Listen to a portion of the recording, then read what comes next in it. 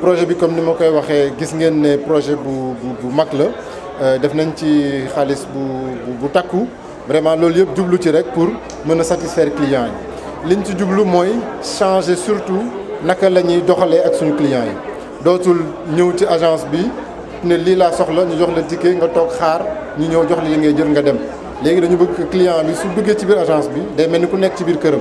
moo tax su ngeen xoolee da ngeen gis ne dafa am ay environnement yu bëri yoo xam ne def nañ ko fi am na environnement boo xam ne soo buggee mi ngi koy woowee environnement maison mooy sa kër donc soo duggee da nga ko gis dañ ko aménager comme kër am na salon am na télé am na équipement yi war a dem ci kër yëpp def nañ ko am na environnement tamit pour ñi ñuy woowee professionnels yi donc dañ ko aménager pour que professionnels yëpp suñu ñëwee ñu mën leen a accueillir mën la kii am na yeneen espace de service paramétrage téléphone yeeg yooyu yëpp donc loolu yëpp tax na ba biñ koy defaraat gis nga ne dañu tojaat agence bi yëpp bi ngeen seetaanee sànq film bi def nañ ci xaalis bu takku ñi ma doon laaj à peu près budget bi à peu près ñaata lañ ci def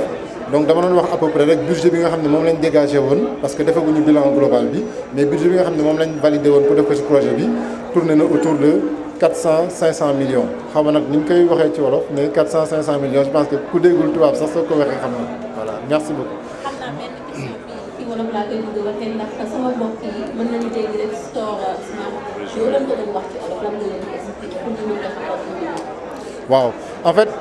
Smart Store mooy tur bi nga xam ne moom lañ ko tuddee tur la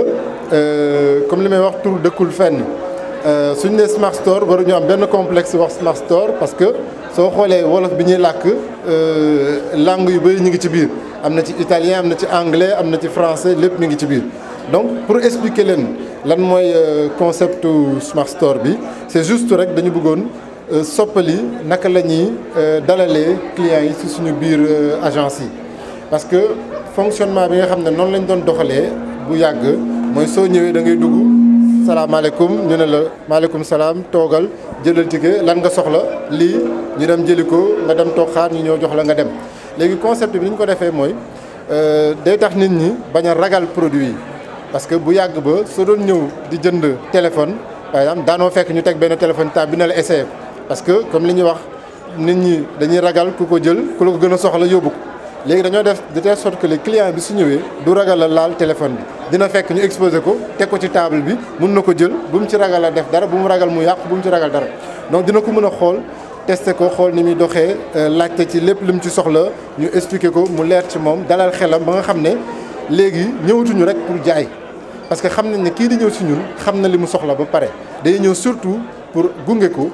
conseiller ko dalal xelam ba jox ko loo xam ne su ñibbee këram dina la ah li ma doon uddee mi ngi nii wala liñ ma jox sut na njott bi nga xam ne amoon naa ci donc loolu moo tax ñu créer agence bu mel nii nga xam ne lépp ci client bi lay tourner lépp ci client bi mu nga xam ne moom mooy diriger lépp mooy dugg ci agence bi mi ngi mel ni tey soo duggee ci boutique bi jaay ay yére da ngay dugg jaaykat bi day topp sa ginnaaw ngay xool mën la nattal essayel bi neex na la bi neexu la noonu la ñuy doxalee client bi ba muy génn duñ ko forcer mu jënd dara duñ ko imposer dara parce que li ñu soxal mooy su client bi génnee fii ñu jox ko li nga xam ne mooy li mu soxla woon li nga xam ne moo ko yitteloon et que su ñibbee këram am ci xol bu sedd loolu daal mooy concept bi su ma ko mënee tënk ci wolof.